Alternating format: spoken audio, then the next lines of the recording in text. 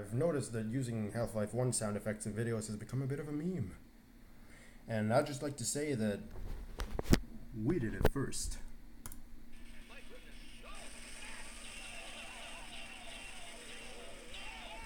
"2016. Here's another example from even earlier. So yeah, we actually have an exclusive license to use Half-Life 1 sound effects outside of video games.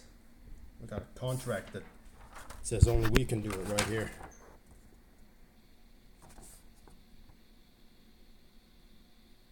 Yeah.